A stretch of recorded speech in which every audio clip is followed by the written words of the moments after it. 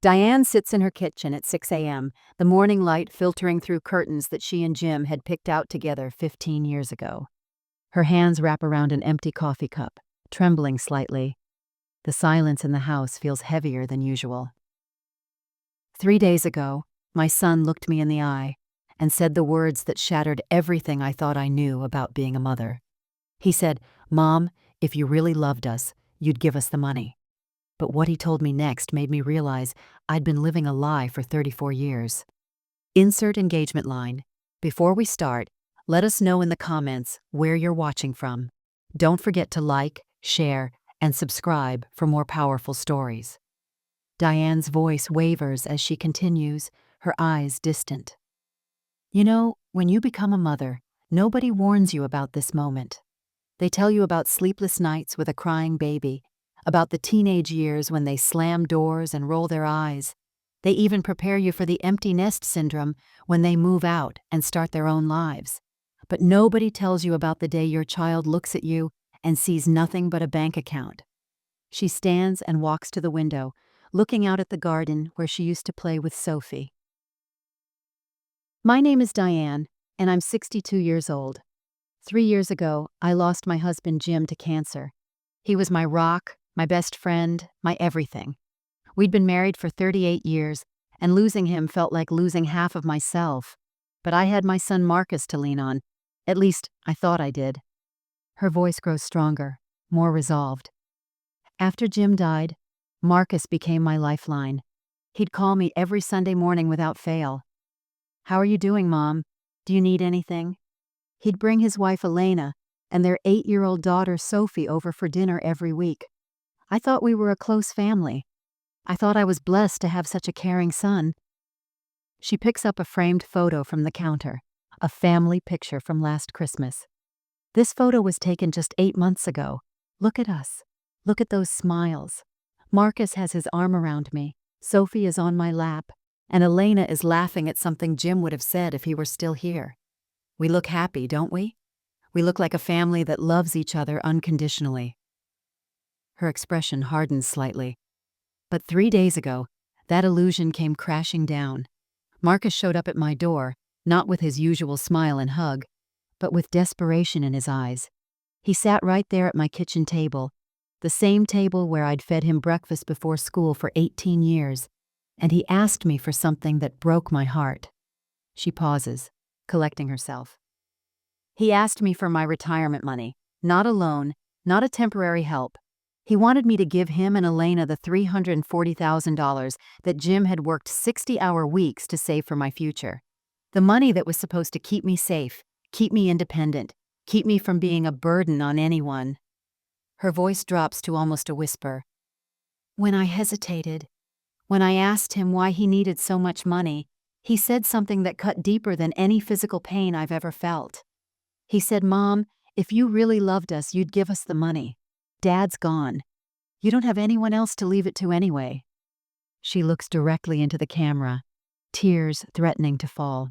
But that wasn't even the worst part. What he said next revealed a truth so painful that I'm still trying to process it. A truth that made me question everything I thought I knew about love, about family, and about the son I raised. She takes a deep breath. This is the story of how I discovered that sometimes the people who are supposed to love you the most are the ones who can hurt you the deepest. And how I learned that saying no to someone you love might be the most loving thing you can do.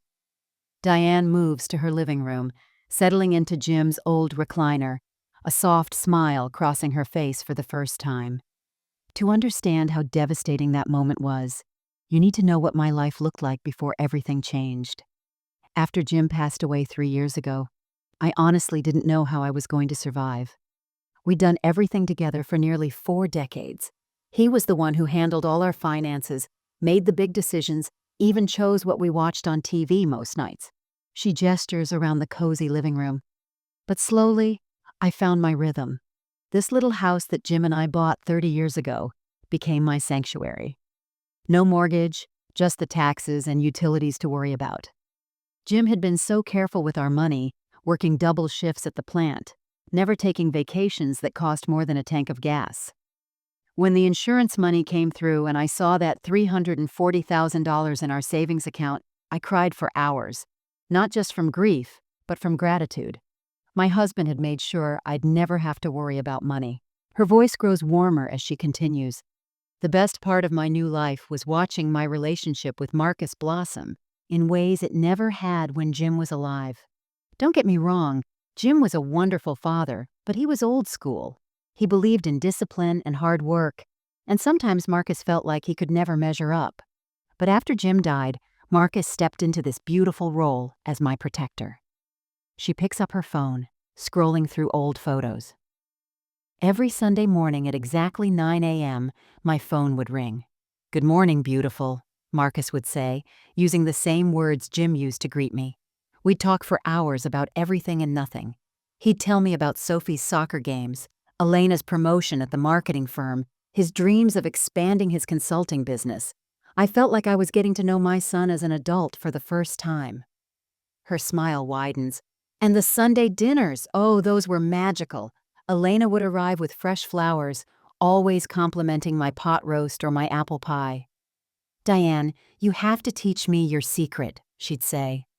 Marcus would help me set the table, just like when he was little, and Sophie would run straight to my arms shouting, "Grandma Diane!" so loud the neighbors could hear. She stands and walks to a photo wall filled with family pictures. "Look at these pictures. This one is from Sophie's 7th birthday party in my backyard. Marcus insisted we have it here because Mom's house is where all the best memories happen. This one is from last Easter, when Elena helped me dye eggs with Sophie. And this one, my favorite, is from the day Marcus brought over all his old photo albums, and we spent 6 hours looking through them together, laughing until our sides hurt." Her voice takes on a nostalgic quality. I'd babysit Sophie every Friday night so Marcus and Elena could have date nights. She'd help me in my garden, planting tomatoes and marigolds. We'd bake cookies and watch Disney movies. Sometimes she'd fall asleep in my lap, and I'd think, this is what joy feels like. This is what family is supposed to be. She pauses, touching a photo of the 3 generations together. I managed my money carefully, just like Jim taught me. I never spent frivolously, never took expensive trips.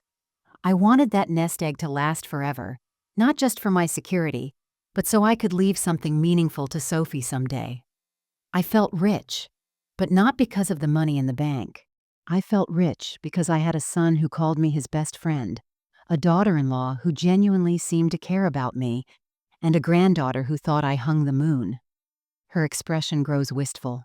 For 3 beautiful years, I thought I was the luckiest woman alive.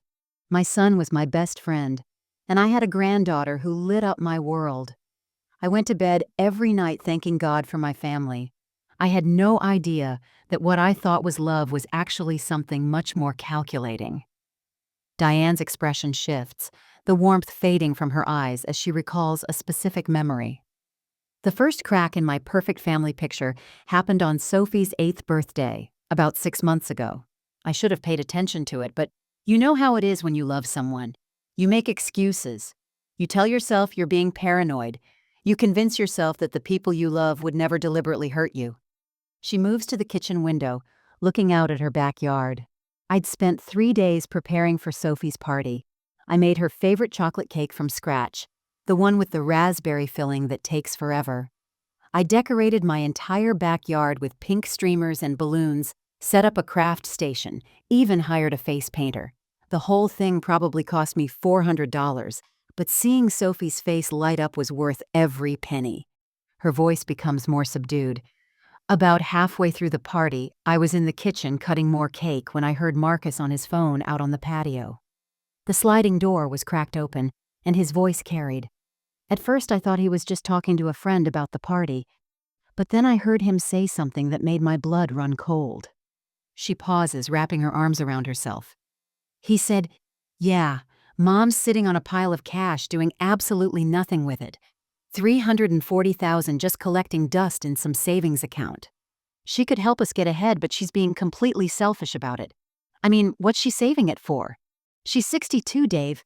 It's not like she's going to live forever." Her voice trembles slightly. I froze. Completely froze. Here I was, cutting cake for his daughter's birthday party that I'd paid for and planned, and he was outside talking about my money like it was somehow his inheritance that I was selfishly withholding. The way he said it, so casual, so entitled, like my financial security was just an inconvenience to his plans. She takes a shaky breath. When I heard footsteps coming back toward the kitchen, I quickly busied myself with the cake, pretending I hadn't heard anything. Marcus walked in with this bright smile, the same smile that had been melting my heart for 34 years, and said, "Mom, you've outdone yourself again. Sophie's having the time of her life."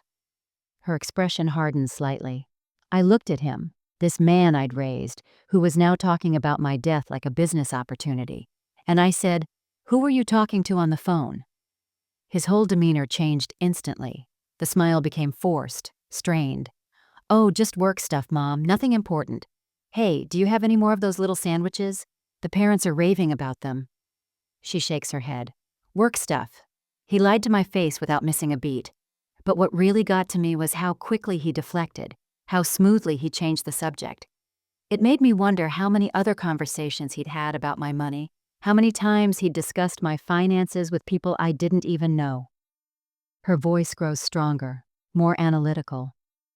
The rest of the party felt different after that. I found myself watching Marcus and Elena more carefully. When Elena hugged me goodbye, she said, "It must be so nice to have zero financial stress, Diane. Some of us aren't so fortunate." At the time, I thought she was just making conversation, maybe feeling overwhelmed by their mortgage or Sophie's expenses.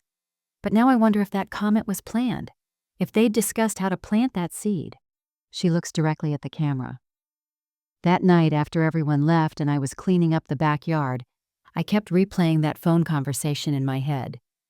I told myself I was overreacting, that Marcus was probably just venting to a friend about money stress. All families talk about finances, right?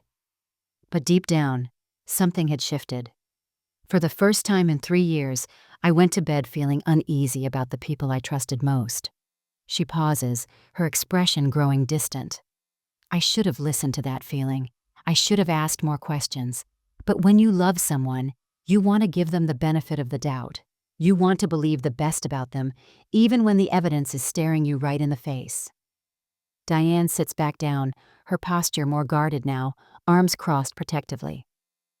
After Sophie's birthday party, things started changing in small ways. You know how sometimes you can feel a shift in the air before a storm hits? That's what the next few months felt like. The Sunday phone calls that used to fill me with joy started feeling different, strained, like Marcus was going through the motions rather than genuinely wanting to talk. She picks up a small calendar from the side table. I started keeping track, which probably sounds pathetic, but I needed to know if I was imagining things. The calls went from every Sunday to every other Sunday, then to whenever Marcus had time. And when he did call, the conversations became shorter, more focused on what he needed rather than how I was doing. Her voice becomes more matter of fact, hiding the hurt. The first time he asked to borrow my car, I didn't think anything of it. His was in the shop. Elena needed their other car for work, and he had an important client meeting. Of course I said yes. But then it happened again the next month, and the month after that. Each time with a different excuse, each time making me feel like I was being unreasonable if I hesitated. She stands and walks to a small desk in the corner. Then came the small loans, $50 here, $100 there. "Mom, I'm between payments from clients. Can you spot me grocery money?" Or, "Sophie needs new soccer cleats, but our account is tied up until Friday." I'd hand over the cash immediately because, well, this was my son and my granddaughter we were talking about. But Marcus had a way of making me feel guilty for even expecting the money back. Her expression grows more troubled. One time I gently mentioned the $150 he'd borrowed for Sophie's school expenses, and he looked at me like I'd slapped him. "Mom, really? You're going to nickel and dime your own family? I thought we were past keeping score with each other." He made me feel so small, so petty, that I apologized for bringing it up. She returns to her chair, looking exhausted. The Sunday dinners became awkward affairs. Elena would arrive looking stressed, barely making eye contact with me. She'd sit at my table, eating food I'd spent hours preparing, but scrolling through her phone the entire time. When I'd try to start conversations, she'd give me one-word answers. "How was your week, Elena?" "Fine." "How's work going?" "Busy." "Did you see that new restaurant that opened downtown?" "No." Her voice cracked slightly. Marcus stopped helping me clear the table. He'd finish eating and immediately move to the living room, turning on the TV or making phone calls. When I suggested we take walks around the neighborhood like we used to, or maybe go see a movie together, he'd sigh and say, "Mom, we're not kids anymore. We have real responsibilities. We can't just drop everything for entertainment." She looks down at her hands. But the worst part was watching what it was doing to Sophie. My sweet granddaughter started asking questions that broke my heart. "Grandma, why does Daddy always look angry when we come here? Why doesn't Mommy talk to you anymore? Did I do something wrong?" I'd reassure her that everything was fine, but I could see the confusion in her 8-year-old eyes. Her voice becomes stronger, more determined. I found myself walking on eggshells in my own home. During those Sunday dinners, I'd be so careful about what I said, terrified of setting Marcus off or making Elena more uncomfortable. I started overthinking every gesture, every comment. Was I being too pushy, too needy, too involved in their lives? She looks directly at the camera. The saddest part was that I began to feel like a burden to the people I loved most. Here I was, financially secure, physically healthy, emotionally stable, and yet somehow I felt like my presence in their lives was more of an obligation than a joy. I was becoming invisible in my own family, and the worst part was, I was letting it happen. Diane's face flushes with remembered embarrassment as she recalls a particularly painful memory. The moment that truly shattered my illusion happened at Marcus's company barbecue last September. He'd never invited me to any work events before, so when he called and said, "Mom, we're having a casual barbecue for clients and employees. Elena thinks you should come," I was thrilled. I thought maybe things were getting better between us. She smooths down her shirt self-consciously. I spent an hour getting ready, choosing a nice blouse and slacks that I thought would make a good impression. I even stopped at the bakery and bought 24 gourmet cupcakes to contribute to the potluck. I was so excited to meet Marcus's colleagues, to see him in his professional environment, to be included in this part of his life. Her expression grows more pained. The barbecue was at a beautiful park pavilion with maybe 50 people milling around. Marcus was busy networking, so I found Elena by the food table. She seemed surprised to see me, almost startled. "Oh, Diane, you actually came," she said, not exactly warmly. But I brushed it off and started introducing myself to people nearby. She takes a deep breath, preparing for the difficult part. I was talking to this lovely woman named Sarah, who turned out to be the wife of one of Marcus's biggest clients. We were having a wonderful conversation about gardening when her husband, Tom, joined us. When Sarah introduced me as Marcus's mother, Tom's whole face lit up with recognition. Her voice becomes smaller, more vulnerable. "Oh my God, you're the rich mom Marcus is always talking about," he said, loud enough for several people to turn and look. I felt my cheeks burn, but I tried to laugh it off. Then Tom continued. "He's always saying his mom is loaded, but won't invest in his business. When are you going to cut the guy a break and help him out?" She wraps her arms around herself. I was mortified, not just by what Tom said, but by the fact that multiple people were now staring at me, clearly recognizing me from Marcus's complaints about his cheap mother. I could see in their faces that this wasn't the first time they'd heard about me and my money. I stammered something about being proud of Marcus's independence, but the damage was done. Her voice cracks with emotion. That's when Marcus appeared, and the look on his face when he saw me talking to Tom was pure panic, followed immediately by anger. His face turned bright red, and he grabbed my arm harder than necessary. "Mom, what are you doing here? I told you this was for investors and key clients only." She pauses, the humiliation still fresh. The entire conversation stopped. Sarah looked confused, Tom looked embarrassed, and I felt like I was shrinking into the ground. Marcus's voice was cold, professional, like he was addressing a stranger who'd crashed his party. This is a business networking event, not a family gathering." Her voice becomes barely above a whisper. Elena appeared next to him and hissed under her breath, but loud enough for Tom and Sarah to hear. "This is so embarrassing, Diane. You weren't supposed to actually come. Marcus just invited you to be polite." The way she said polite made it clear that my presence was anything but welcome. She looks up, meeting the camera directly. I mumbled some excuse about having another commitment and practically ran to my car, leaving those expensive cupcakes behind. As I drove away, I could see Marcus in my rearview mirror, already back to laughing and networking like nothing had happened, like his mother hadn't just been publicly humiliated and dismissed. Her voice grows stronger with resolve. That 20-minute drive home was the longest of my life. I kept replaying Tom's words. The rich mom Marcus is always talking about. How many people knew about my finances? How many strangers had heard my son complain about my supposed selfishness? I realized that while I thought our family problems were private, Marcus had been broadcasting his resentment about my money to anyone who would listen. She shakes her head sadly. For the first time, I understood that my son was genuinely ashamed of me, not proud, and that realization cut deeper than any words he could have said to my face. Diane's voice becomes steadier, as if she's found some inner strength in remembering this pivotal moment.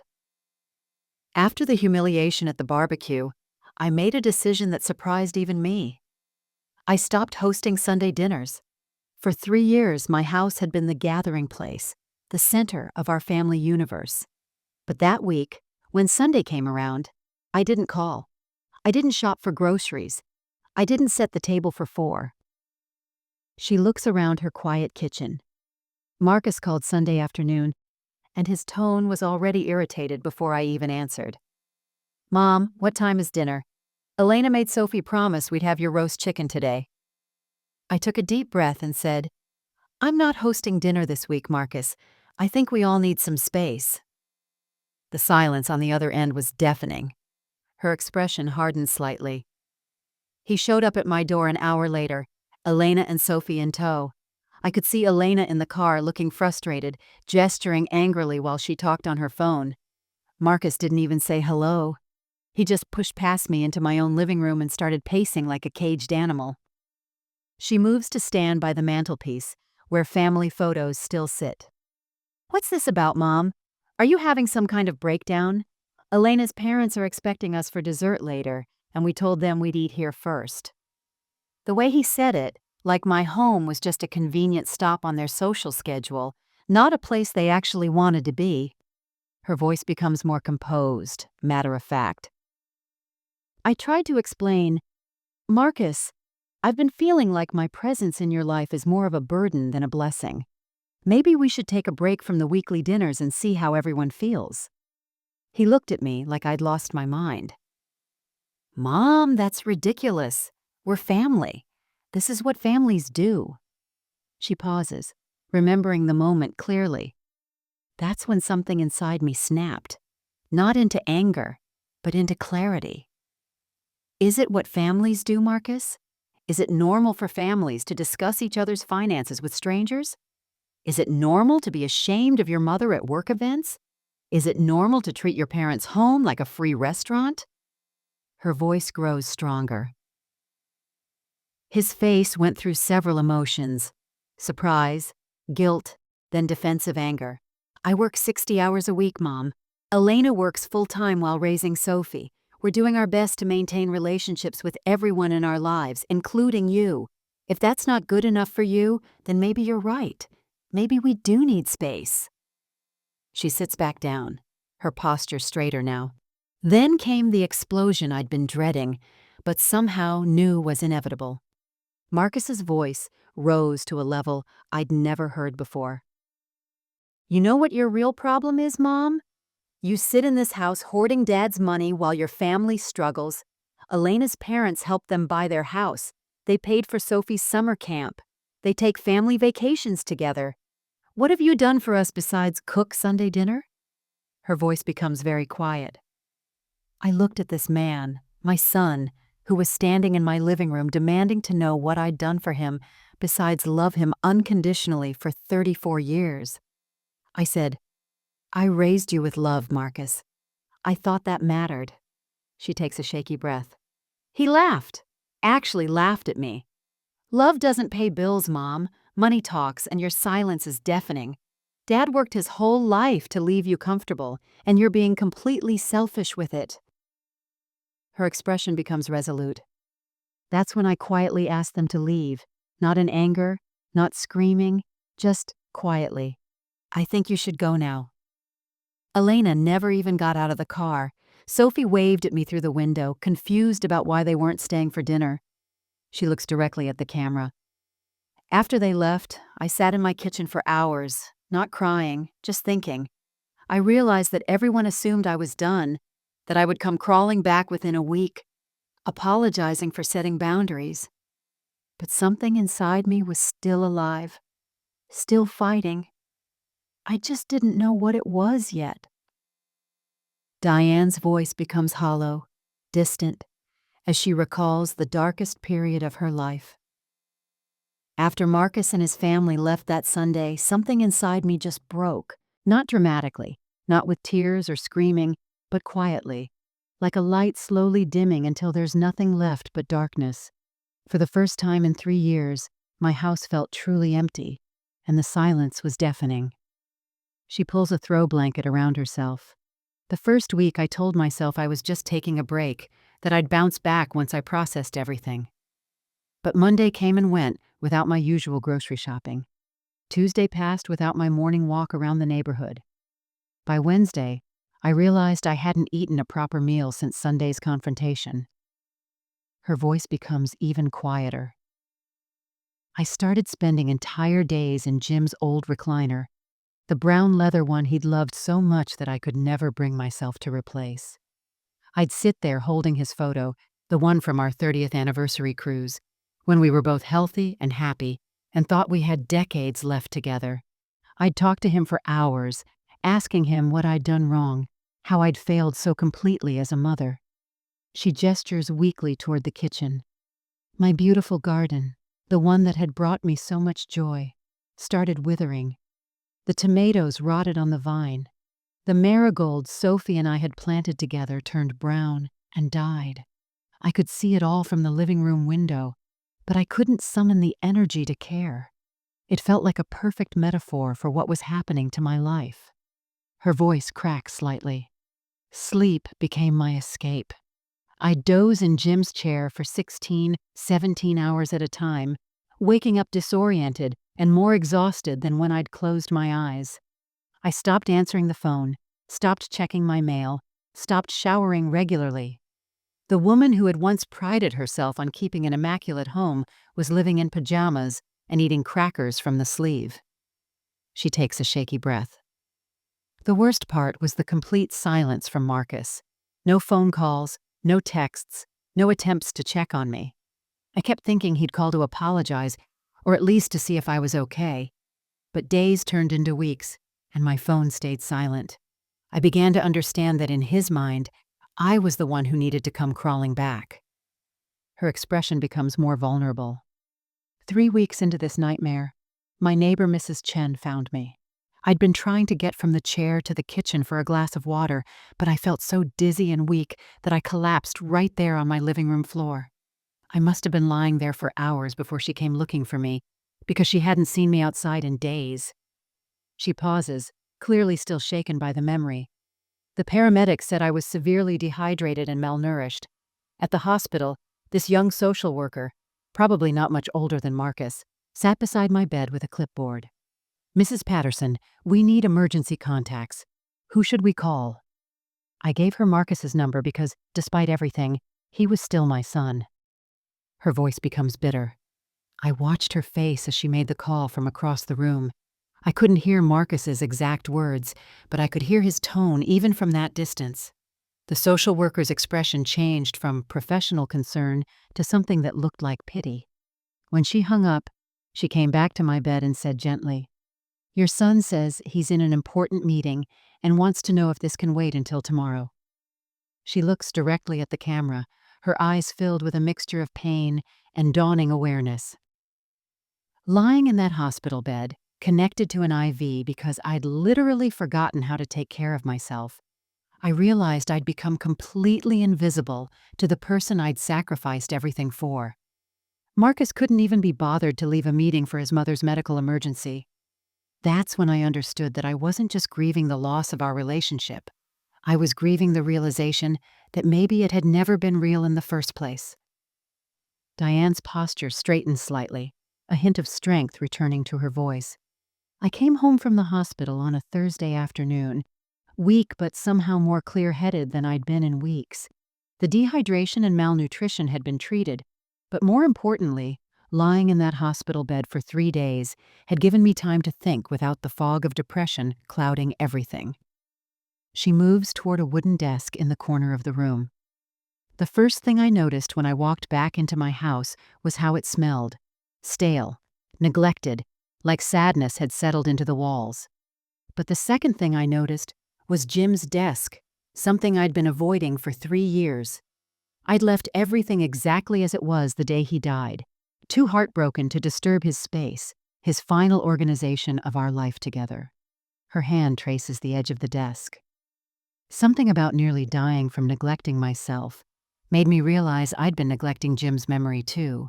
I'd been so focused on Marcus and trying to maintain family relationships that I'd never properly gone through Jim's things.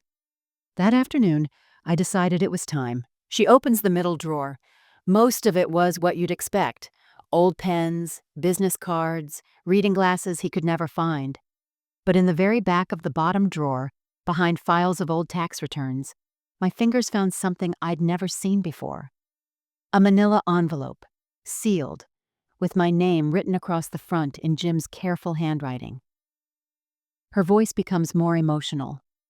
Underneath my name, he'd written, "For Diane, open when you need strength." My hands were shaking as I tore it open, and the first thing that fell out was a letter, folded around several official-looking documents. She pauses, as if seeing the letter again. The letter started, "My darling Diane, if you're reading this, something has happened that's made you question your worth or your judgment. I know you well enough to know you'll blame yourself for whatever Marcus has done." I had to stop reading and catch my breath. Even from beyond the grave, Jim knew me better than I knew myself. Her voice grows stronger. The letter continued, "I need to tell you something I should have told you while I was alive, but I was too ashamed. For the past 15 years, I've been secretly giving Marcus money. His college tuition that we told you was covered by scholarships, I paid it. His first apartment deposit, his wedding expenses, even the down payment on his house. It all came from our savings, money you thought we were putting away for retirement." She sits down heavily. I felt like I'd been punched in the stomach.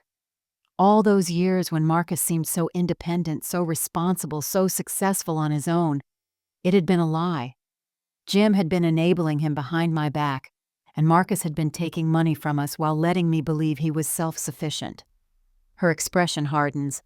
But the documents Jim had saved told an even more disturbing story. Bank statements, canceled checks, even printed emails. Marcus hadn't just been taking the money gratefully. He'd been demanding it. "Dad, I need $5,000 for the wedding photographer. Elena's parents are paying for everything else and I can't look cheap. Dad, the house payment is due and I'm short $3,000. Don't tell Mom, she'll just worry." Her voice becomes steady, analytical. The final document was the most shocking. A printout of Marcus's bank statements that Jim had somehow obtained, showing regular deposits from us alongside income from his business. But what caught my attention was a memo line on one of his own checks. "Deposit for investment property. Phase 1 of early inheritance plan." She looks directly at the camera. That phrase, early inheritance plan, made everything click into place. Marcus hadn't been struggling financially. He'd been positioning himself to access my money while I was still alive, rather than waiting for me to die naturally. Jim's final words in the letter were prophetic. "Diane, you gave him love. That's what real parents do. Don't let him guilt you into giving what you'll need to survive. He's already taken enough." Her voice fills with newfound determination. Sitting in Jim's chair that evening, surrounded by evidence of 15 years of deception. I realized I hadn't failed as a mother. I'd been manipulated by someone who saw love as weakness and kindness as opportunity. Diane's voice takes on a new quality, stronger, more self-assured, as if she's remembering how to be herself again. That night, after reading Jim's letter 3 times and going through every document he'd saved, I did something I hadn't done in months. I made myself a proper dinner: grilled chicken, steamed vegetables, and a glass of the good wine Jim and I used to save for special occasions, because somehow discovering the truth felt like something worth celebrating. She moves to the kitchen window, looking out at her neglected garden. For the first time in years, I saw my situation clearly.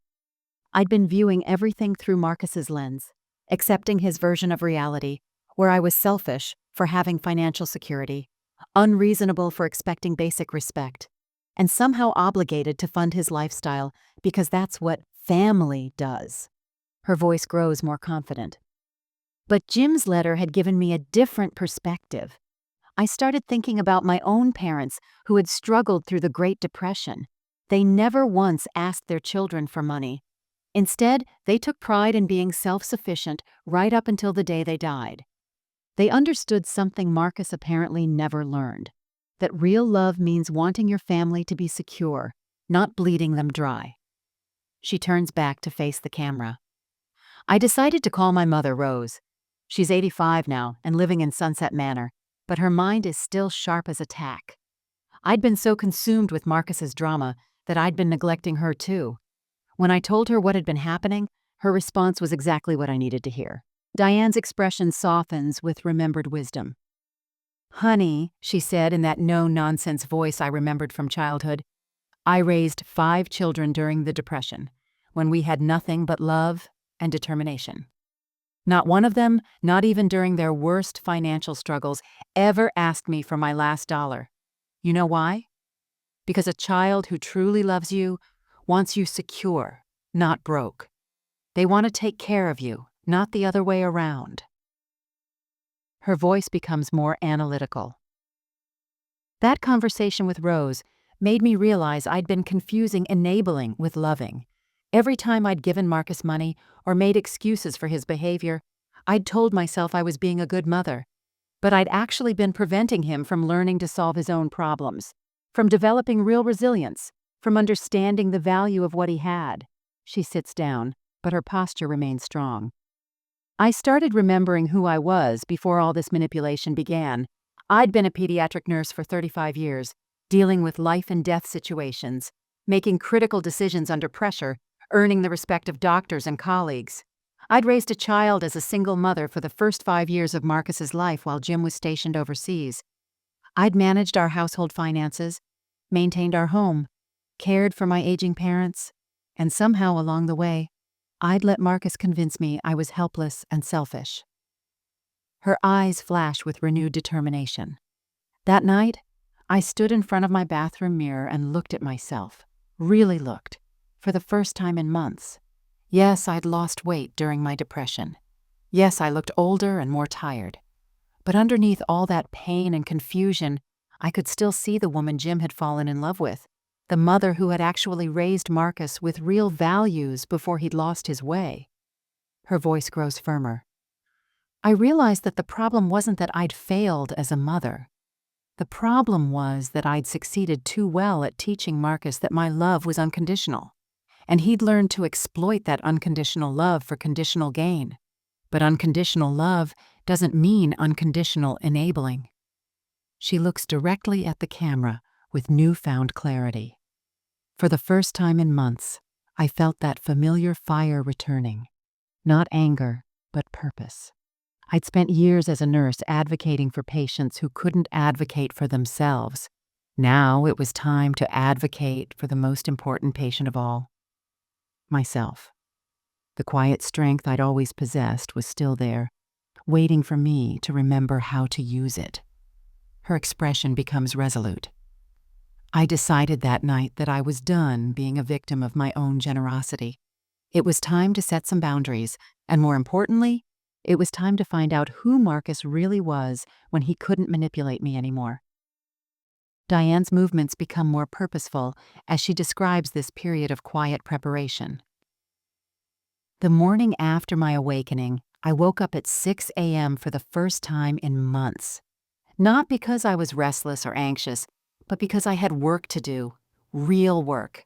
I made coffee, opened my laptop, and started making a list of everything that needed to change. But I wasn't going to announce my plans to anyone. I was going to move quietly, deliberately, like the strategic woman I'd always been. She walks to her kitchen table, where papers are neatly organized. My first priority was protecting my financial security. I called my bank and scheduled an appointment with their estate planning specialist. Within a week, I'd moved my money into new accounts that only I could access. I changed all my passwords, updated my beneficiaries, and set up automatic payments for all my bills. Marcus would never again be able to guilt me about money I wasn't using because he'd have no idea what I had or where it was. Her voice takes on a businesslike tone. I also did something that felt both scary and liberating. I hired a financial advisor, not because I didn't trust my own judgment, but because I wanted professional validation that my retirement planning was sound.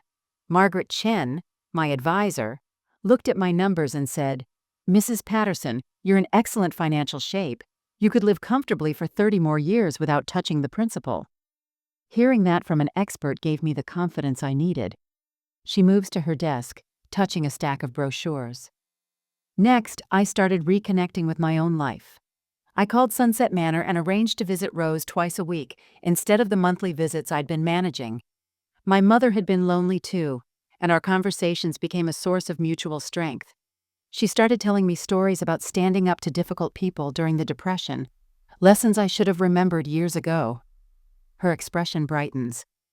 I also reached out to my old nursing colleagues. Sarah Martinez, who'd been my closest friend at the hospital, invited me to their monthly coffee meetup. These women welcomed me back like no time had passed, and suddenly I remembered what it felt like to have conversations about books, current events, travel plans, topics that had nothing to do with family drama or financial obligations. She picks up a volunteer schedule from the counter. The most healing thing I did was start volunteering at Children's Hospital. Being around sick kids reminded me why I'd become a nurse in the first place, to help people who genuinely needed support, not to enable people who refused to help themselves. These children faced real struggles with courage and grace that put Marcus's manufactured crises into perspective. Her voice becomes more confident. I also started taking care of my physical space again. I spent a weekend thoroughly cleaning my house, washing all the bedding, opening windows to let fresh air chase away months of stagnation. I replanted my garden, not with the elaborate displays I'd done when trying to impress Marcus's family, but with simple vegetables and flowers that brought me joy. She walks to her newly organized bookshelf. Most importantly, I started reading again. Books about boundaries, about narcissistic family dynamics, about women who'd rebuilt their lives after betrayal. I wasn't just healing randomly. I was educating myself about what had happened to me and how to prevent it from happening again. Her tone becomes more strategic. Through all of this preparation, I maintained complete radio silence with Marcus. I didn't return his occasional texts asking about family gatherings. I didn't respond to Elena's social media posts. I didn't call to check on Sophie, even though missing her broke my heart. I needed Marcus to experience what life felt like without me as his safety net. She looks directly at the camera. People might think I was being cruel, but I was actually being kind to myself. For the first time in years, I was living according to my own values instead of constantly reacting to Marcus's demands. I wasn't plotting revenge or planning dramatic confrontations. I was simply building a life that didn't revolve around managing other people's emotions or solving other people's problems. Her expression becomes resolute. By the end of 6 weeks, I felt like myself again, strong, independent, purposeful. I was ready for whatever came next, but more importantly, I was no longer afraid of being alone. Diane's voice takes on a subtle note of satisfaction as she describes this period of changing dynamics. About 8 weeks into my self-imposed silence, Marcus started reaching out more frequently. It began with casual texts. "Hope you're doing well, Mom." The kind of messages he'd never sent when he thought I was always available. When I didn't respond immediately like I used to, the messages became more frequent and slightly more desperate in tone. She picks up her phone, scrolling through old messages. The first real crack in his confidence came when he called and left a voicemail. His voice had a quality I'd never heard before: uncertainty. "Mom, it's Marcus. I know we had some words a while back, but Sophie's been asking about you. Can you call me back?" Notice he didn't apologize, didn't acknowledge what he'd said, but there was something different. He needed something from me, and for the first time in years, he wasn't sure he'd get it. Her expression becomes more analytical. I waited 3 days before calling him back. When I did, I kept my voice pleasant but distant, like I was talking to a polite acquaintance. "Hello, Marcus, I got your message. How can I help you?" The pause on his end was telling. He'd expected me to immediately ask about Sophie, to express how much I'd missed them, to fall back into my old patterns of desperate eagerness to reconnect. She sits down, her posture confident. Instead, I waited for him to explain what he wanted. Eventually, he said, "Mom, Elena's birthday is next week, and we were hoping you could watch Sophie while we go out to dinner." Not an invitation to celebrate with them. Not an acknowledgement of our conflict. Just an assumption that I'd be available for babysitting services whenever convenient for them. Her voice becomes steadier. I said, "I'm sorry, Marcus, but I'm not available that evening. I hope you find someone else." The silence stretched so long I thought the call had dropped. When he finally spoke, there was something close to panic in his voice. "Mom, what do you mean you're not available? You're always available. What are you doing that's so important?" She allows herself a small smile. I realized in that moment that Marcus had never considered the possibility that I might have a life, interests, or commitments that didn't revolve around his family's needs. "I have volunteer obligations that evening," I said calmly. "I hope Elena has a lovely birthday." And then I did something that shocked both of us. I ended the call first. Her tone becomes more observational. Over the following weeks, I heard through Rose, who still talked to Marcus occasionally, that things weren't going as smoothly in his life as he'd always pretended. His business had lost a major client, Elena was stressed about their finances, and Sophie had been asking difficult questions about why they never saw Grandma Diane anymore. She walks to the window, looking out thoughtfully. The most telling moment came when Marcus showed up unannounced on a Saturday afternoon. In the old days, I would have welcomed him with open arms, immediately offering food and asking about his problems. Instead, I opened the door but didn't invite him in. "Hello, Marcus. Is there something you need?" Her voice takes on a note of quiet strength. He looked genuinely confused by my composure. "Mom, can we talk? I feel like there's been some kind of misunderstanding between us." The way he said misunderstanding told me everything. He still didn't think he'd done anything wrong. He thought this was all some emotional overreaction on my part that could be smoothed over with the right words. She turns back to face the camera. I said, "If you'd like to have a conversation about our relationship, I'm willing to listen. But I'm not interested in pretending that nothing happened or going back to the way things were." His face went through several emotions: surprise, frustration, and then something I'd rarely seen from him before: genuine worry that he might not be able to control the situation. Her expression becomes resolute. For the first time in our relationship, Marcus was realizing that I had power too. The power to say no, the power to set boundaries, and most importantly, the power to choose whether or not to be available to him. He was learning that silence could be its own form of strength. Diane's voice becomes more focused, as if she's reliving a moment she'd prepared for extensively. The confrontation I'd been unconsciously preparing for finally came on a Tuesday morning in late November. I was in my garden, planting bulbs for spring flowers, when I heard a car door slam in my driveway. I looked up to see Marcus striding toward me with Elena close behind, both of them wearing expressions that I'd seen before, the look of people who'd decided I'd been unreasonable long enough. She brushes dirt from her hands, her movements calm and deliberate. Marcus didn't even say hello. He launched straight into what sounded like a rehearsed speech. "Mom, this has gone on long enough. We need to talk about your behavior over the past few months. Elena's pregnant, and we're looking at houses in better school districts. We need help with the down payment. And frankly, your selfishness is affecting our entire family." Her expression remains composed. I stood up slowly, took off my gardening gloves, and looked at both of them standing in my yard making demands. Elena was nodding along, clearly thinking this direct approach would finally break through my stubbornness. I said quietly, "Congratulations on the pregnancy, Elena. That's wonderful news. But my money isn't available for loans or gifts anymore." She pauses, remembering the moment clearly. Marcus's face immediately flushed red. "Available? Mom, we're not asking for charity.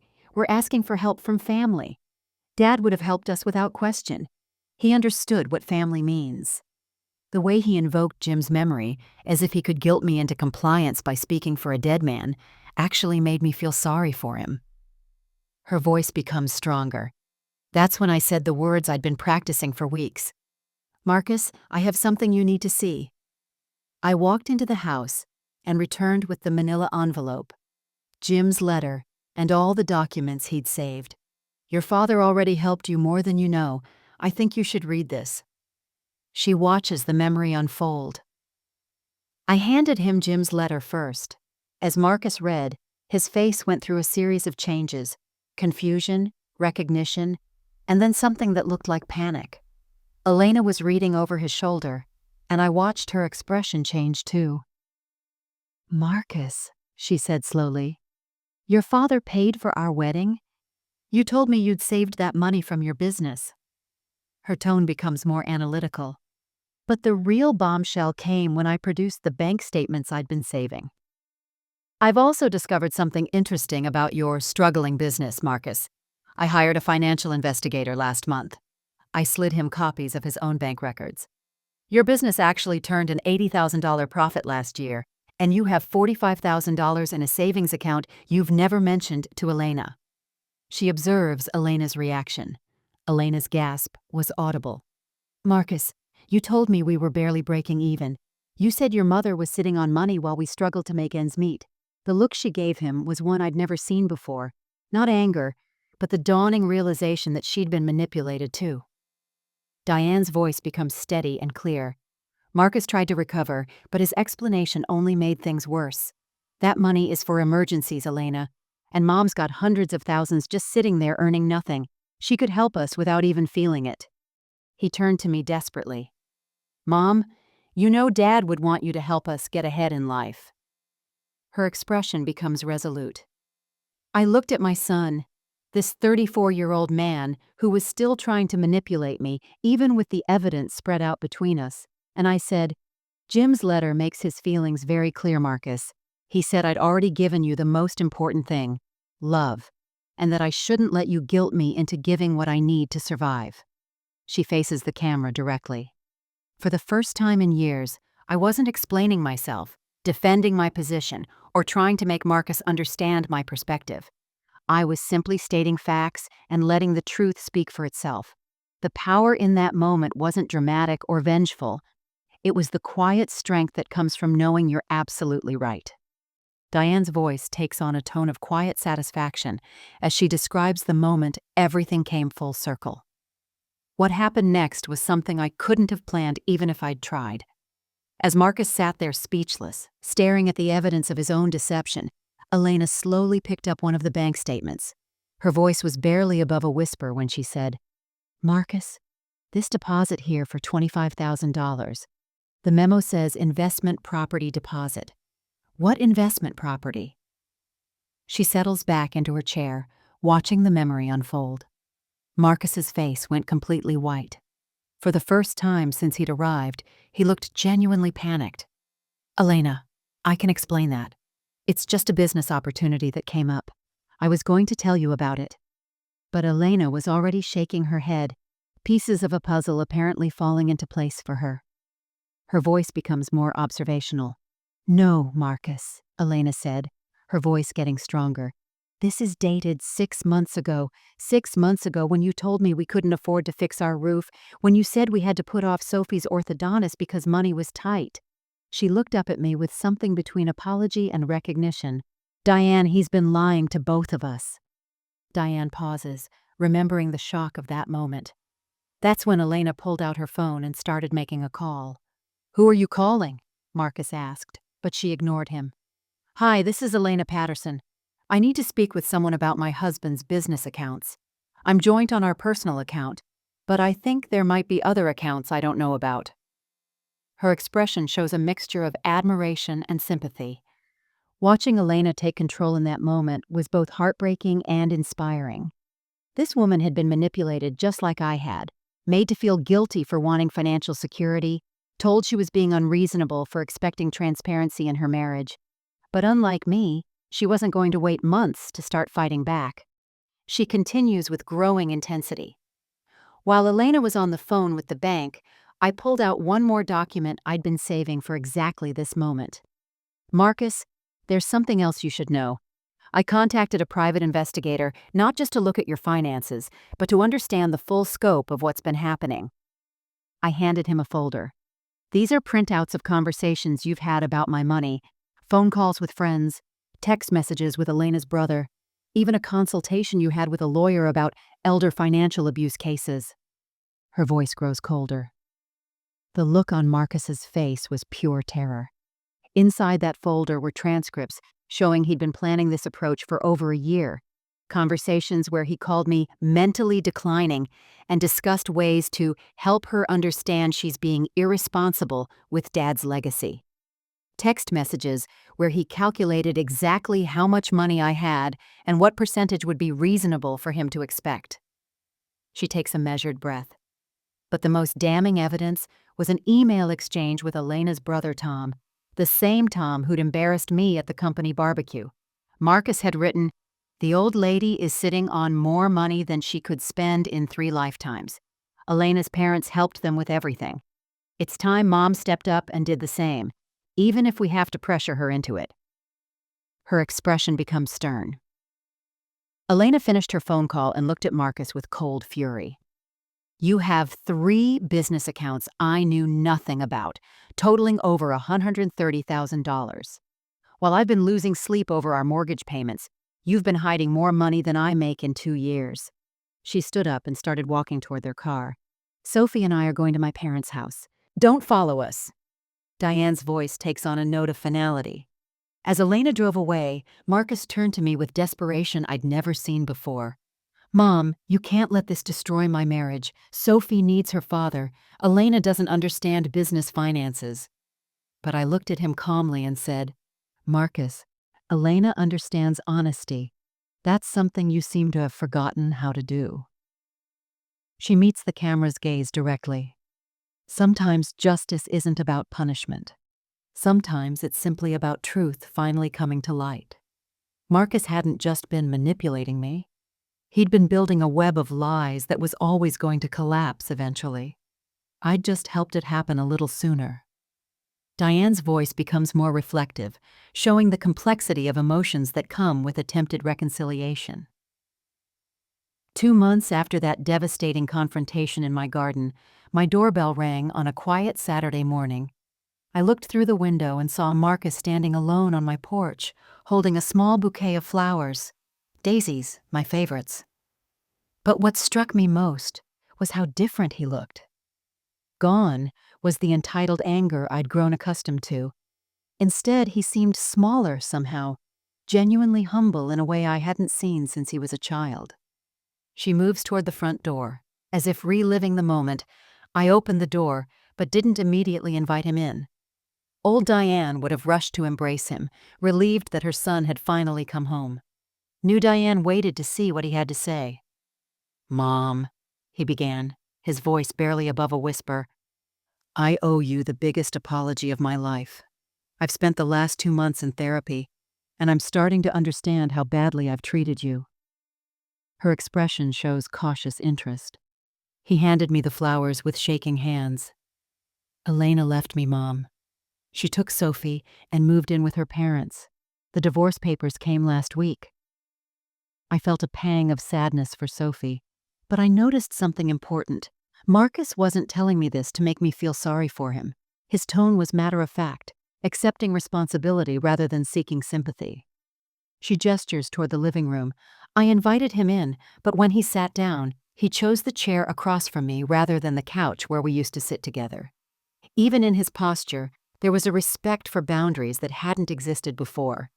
"Mom, I need you to know that Elena and I are going to counseling together, even though we're separated. We both realize that our marriage was built on financial dishonesty, and if we're going to co-parent Sophie, we need to learn how to be truthful with each other." Her voice shows measured approval. What surprised me most was when he said, "I want to make this right with you, but I know that's not something I can do with grand gestures or apologies. Dr. Martinez, my therapist, helped me understand that I've been treating you like an ATM instead of a person. She made me write down everything I'd taken from you and Dad over the years. Mom, the number was over $85,000. I never realized how much I'd been taking until I saw it all written down." She pauses, processing the significance. Marcus reached into his jacket and pulled out an envelope. "I can't pay you back all at once, but I've set up automatic payments to transfer $500 a month to your account. It'll take me 14 years to repay everything, but I want to start somewhere." I looked at the payment schedule he'd prepared, and I could see this wasn't an impulsive gesture. He'd thought this through carefully. Her tone becomes more thoughtful. But then he said something that really caught my attention. "Mom, I'm not doing this because I expect anything from you.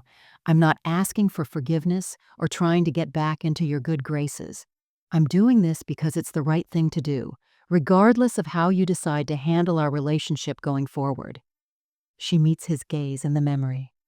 I listened quietly as he continued. "I understand if you never want to see me again. I understand if you don't trust me. I even understand if you change your will and leave everything to charity instead of me. I've forfeited the right to expect anything from you." The fact that he brought up the inheritance on his own, acknowledging he had no claim to it, showed me this wasn't another manipulation attempt. Her voice becomes firm, but not unkind. When he finished speaking, I looked at him for a long moment before responding. "Marcus, I'm glad you're getting help, and I'm glad you're taking responsibility for your actions. But my love was never conditional on your financial success, and it's not conditional on your apology either. If you want a relationship with me, it starts with respect, not need. I don't want to be your safety net or your retirement plan. I want to be your mother, if you can remember how to be my son." Her expression shows quiet strength. For the first time in years when Marcus visited, I knew he was there because he wanted to be, not because he wanted something, and that made all the difference in the world.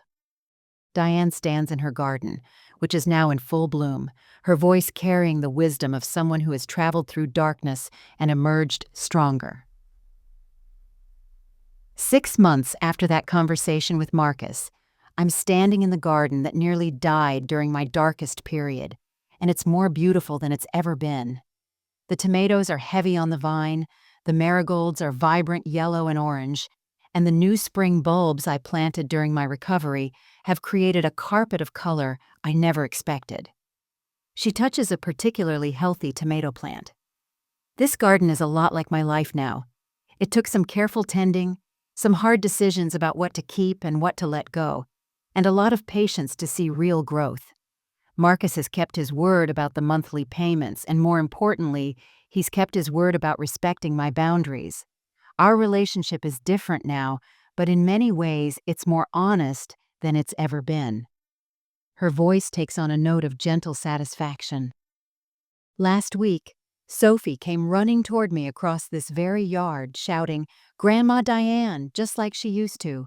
But this time, when Marcus followed behind her, he waited to be invited onto my property. He asked permission before Sophie could play in my garden. Small gestures, but they mean everything to someone who spent years having their space and boundaries ignored. She walks toward her back porch, where a small table is set for tea. Elena and Marcus are working things out slowly. They're not back together yet, but they're co-parenting Sophie with honesty for the first time in their marriage. Elena actually called me last month to apologize for her part in the manipulation. She said, "Diane, I realize now that I was so focused on what you had that I never appreciated what you gave." That conversation meant more to me than any money Marcus could repay. Her expression becomes more reflective. People sometimes ask me if I regret being so hard on my son, if I wish I'd handled things differently. The truth is, I don't regret setting boundaries. I regret that it took me so long to realize I needed them. I spent 3 years enabling behavior that wasn't helping anyone. Not me, not Marcus, and certainly not Sophie, who was learning that love meant manipulation and that family relationships were transactional. She sits down at the table, looking directly at the camera. My retirement money is still mine, and I've made peace with that reality. I've set up a trust for Sophie's education, but Marcus will never have access to my principal. Some people think that's cruel, but I've learned that the greatest gift I could give my son wasn't my money. It was teaching him that real love doesn't come with a price tag. Her voice grows stronger with conviction. I volunteer at the Children's Hospital 3 days a week now, and I see real struggle there. Kids fighting for their lives, families bankrupting themselves for medical bills, parents who would give anything for one more day with their children. It puts things in perspective. My problems with Marcus weren't about money. They were about respect, honesty, and the difference between love and exploitation. She picks up a photo from the table, a recent picture of her with Sophie.